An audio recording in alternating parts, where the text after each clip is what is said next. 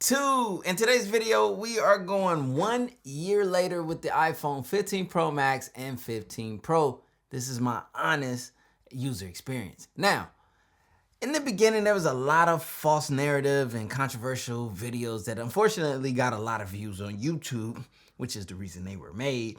And if you watched any of those videos before seeing this one, unfortunately, you've wasted your time because in my entire year of using 2 of these, I have yet to have any of those narratives. So basically, these devices have been stone cold solid for the majority. The only one issue I've had, and I don't know if it's the device, if it's the carrier or whatnot, and this has only been a couple of times, but with like doing GPS, like using Apple Maps or even the Google Map, it not properly getting my location right. But outside of that, little to no issues, especially none of those that were being narrated in the beginning. So let's move on to the real user experience.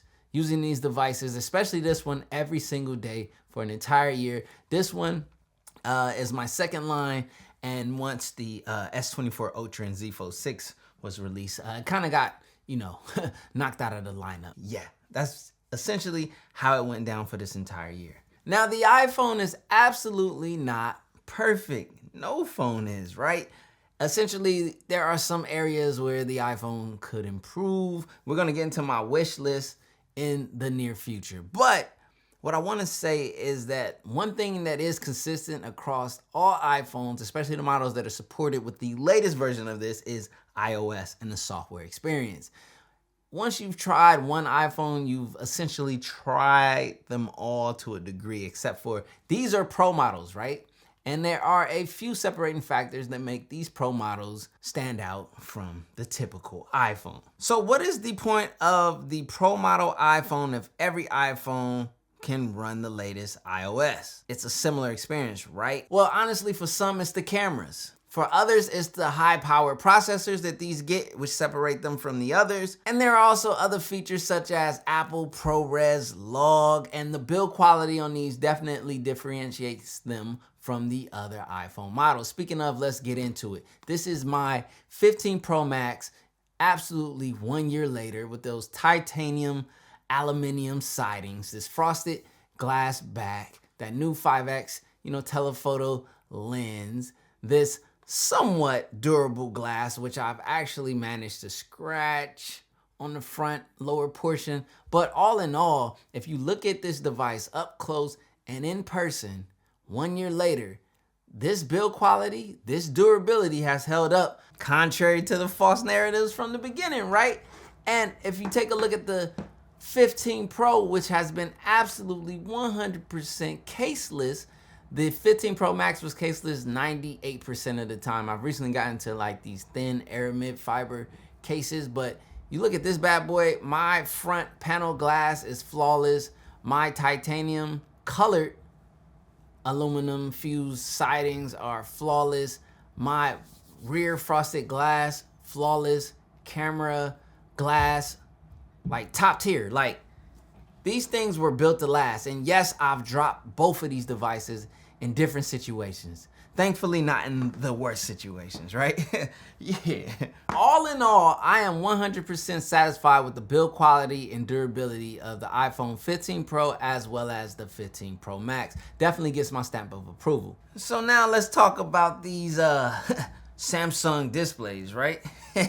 So essentially, even though Samsung manufactures these panels for Apple, Apple has a spec and a design that they calibrate these devices to. These panels, these OLED panels are calibrated for color accuracy perfectionism. One thing is for sure, or one thing is for certain, they're always going to be color accurate to spec, and that's one thing I absolutely love as a creative, and you might too. Being able to consume media on these devices and have it look as it is intended, having the colors represented with pure accuracy, is an absolute joy, and it makes media consumption that much more enjoyable, along with what is arguably the best speaker system on any mobile device, and it does not disappoint here with the 15 Pro and 15 Pro Max. Absolutely great speakers. Pair that with these panels and you get nothing but, or nothing short of, a great visual media consumption experience. User experience, that is.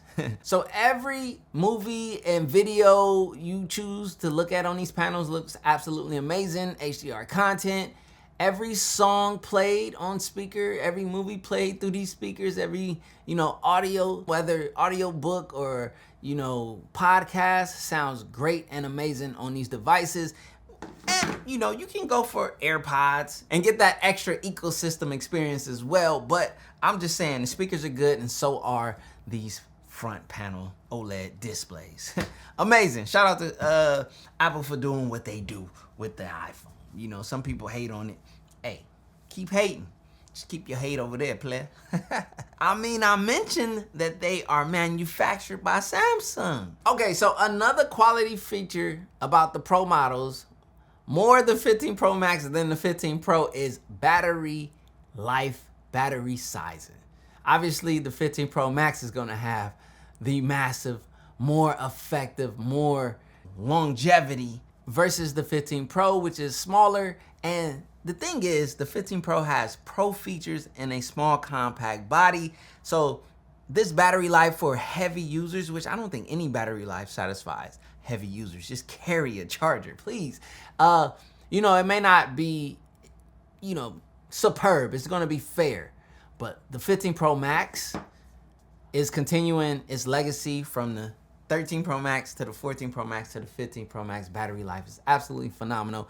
Absolute battery confidence, absolute battery, freedom. Meaning I don't ever worry about my battery life on this device. I charge it when I need to. I use it as much as I need to, and I get the battery life I deserve. Now, there is one thing a lot of people have concerns about when it comes to the latest iPhones, more narratives being spoken on, and that's the battery capacity over time. Mind you, these things have a year of use under their hood. Obviously, the 15 Pro had a couple bench sessions due to new Android devices coming out, but this one's been running consistent. So I'm gonna show you both maximum battery capacities right now. So here you have it in the flesh, unfiltered. My 15 Pro Max is at 95% maximum capacity 1 year later, and my 15 Pro is still at 100%. So that goes to show if you're like a more light, casual user, your battery degradation or capacity, shrinkage is gonna be a lot less. Now this 15 Pro Max is my, all day, every day, a lot of usage being done to this thing. And as far as the way that I charge my devices, this year was actually more mixed than previous years. Usually I would do strictly wired with a little bit of wireless or MagSafe charging. But with MagSafe being incorporated more and more into like a lot of my areas, I probably did 60% wired charging and 40% MagSafe wireless charging. Maybe that contribute to me getting to 95. I'm typically probably around like about 97. I don't know. I don't really 100% remember my full year usage maximum capacities, but not that terrible in my opinion. Let me know your opinion. Let me know your maximum capacities. Let me know where you think it should be, where should it be and stuff. Let's see what this conversation is about, because I'm kind of curious with the claims versus the reality around maximum capacity over time with the iPhone. So next topic of conversation, cameras. Now, when you get into the Pro models, there is a separation of camera setup in terms of, the amount of cameras that you get. You get 3 instead of 2. But there's also, with the 15 Pro Max, you get this 5x telephoto zoom lens versus the 3x telephoto on the 15 Pro. And, a couple other features to accompany these cameras like Apple ProRes log. Did anyone actually really use it? Is it a gimmick? As well as, is this 5x telephoto lens actually worth, dealing with the larger phone if you didn't want to, or if you had the 15 Pro and had to deal with the 3x telephoto? You know what I'm saying? Also, just overall, iPhone camera quality. So let's get into it. Okay, so in between these two, the only separating factor camera-wise is that 5x telephoto lens. And did I actually use the 5x telephoto zoom? Did I find it useful in my user experience over this year? The truthful answer is I actually did use it.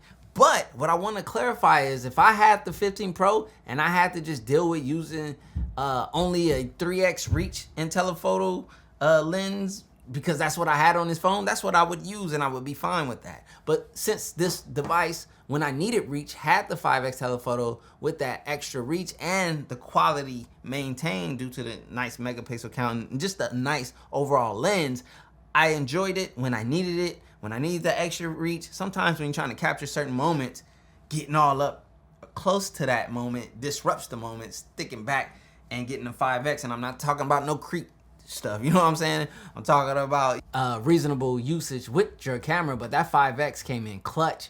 So I did use it. I did benefit from it. Was it necessary? Absolutely not, but I did appreciate it. Now, Apple ProRes log. Now that's one of those things, I'm gonna be honest. If you know about it, if you understand it and you use it, it is a massive beneficial thing to you because you understand it and you understand what's going on. For the majority of people out there, you guys probably don't know what the heck an Apple ProRes log or what log is and what it's for. So for you, it means nothing.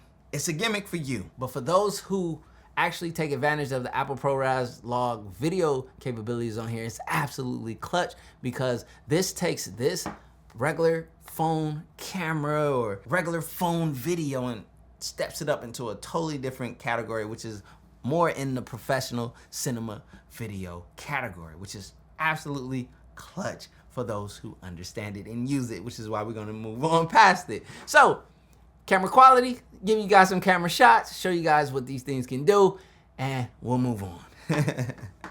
All right, front-facing camera, Apple ProRes log. You guys getting a sneak peek of the gaming setup part 2. You know, added a few things. Shh. But anyways, this is the quality that I tend to have confidence in when I'm shooting on the 15 Pro Max in ProRes log. All right. Let's discuss my user experience. That is the collective, the most important topic over this year. And one thing that I can do absolutely confidently is recommend either one of these devices, even with new models out. You can go 15 Pro Max or 15 Pro and still be relevant in the conversation without a doubt. Also, if you can catch these at a deal, some type of discount. I know sale, discount, and Apple, they don't go together. But on the secondhand market, sometimes you could come up. So if you can come up. But if you feel like someone's getting you this and you're not gonna be current or relevant, you'll be absolutely fine, even amongst the midst of newer models, okay? These are absolutely phenomenal devices. They've been extremely smooth and ideal. Literally for the year, like I haven't had any issues outside of the ones that I mentioned with the GPS a couple of times, which was absolutely annoying because if I'm going somewhere and I don't know where I'm going and I need the GPS to get me there and the GPS doesn't know where I am, what are we doing here? I had it happen probably about 3 times or so. And I don't know if it's the phone, the GPS module in here, the satellites or whatever, my carrier. I don't know. But outside of that, literally, absolutely no issues. I'm running iOS 18 beta on here, which gives you a sneak peek of what's coming in iOS 18, which you can run on these. This is why I'm saying you don't have to get the latest to have the greatest. These are going to run and give you a similar experience as the newer models. And I got new icons or whatever, the new dark mode layout. I can put my icons wherever I want. Let's talk about that. Let's get into it. Let's be realistic because this kind of gets into my my wish list category. Yeah, iOS 18. I'm grateful. I'm actually, excited for the iPhone to get these new changes. You can move your icons. You're not forced to just the top, but it still kind of operates in a magnetic form factor. We could break those chains and get a true grid customization, pick how many icons I want across, how many icons I want up and down. Yes, that would effectively make it more Android-like, but I like that about Android. But then if the iPhone gets it, it kind of diminishes the whole competition factor or the whole differences. Yeah. And another thing with the iPhone wish list, features, true icon packs. On Android, I love that. You can actually change your icons. Not this saturation nonsense that's in iOS 18, which in my opinion doesn't look good at all. I like the dark mode icons though, but not every icon is gonna change and so forth. But with a true icon pack, like what you get on Android, you can truly customize your icons, yet effectively kind of making the iPhone more like an Android. That might blur the lines a little too much, but it's something that I wanted to mention. Let me know your thoughts. How you guys think? If the iPhone kind of acted more like an Android, or if there were a lot more of the features of an iPhone or of an Android in an iPhone, what would be the difference? Would that kind of like defeat the purpose of these two having anything different, or do you still feel like it would be different enough? I'm kind of curious about that. That's something we could talk about for sure. And another wish list for the iPhones going forward, something that they don't have that they could have, is faster wired charging.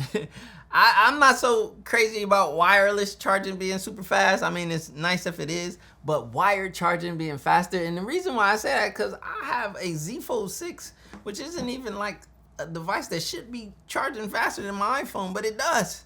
And I kind of like it, especially when I need a quick top off, because I'm so accustomed to how good the battery is in the 15 Pro Max that I don't charge my devices, how would I say it, religiously. I don't charge my devices religiously. I do it when I need it. But, when the battery can't keep up with what this is and I'm on the charging pattern of this, then, I need those top ups sometime, and I need them quick. And luckily for other devices out there, they can charge a little faster.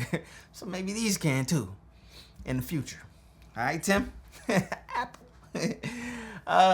But, effectively, I've been using these devices every single day. I've been enjoying them. I'm looking forward to iOS 18, looking forward to even the newer models. But I just had to give the, realistic opinion and truth, and just speak to how great these devices have been over the year, how unfairly they were treated in the beginning, and how fairly they should be treated now and going forward.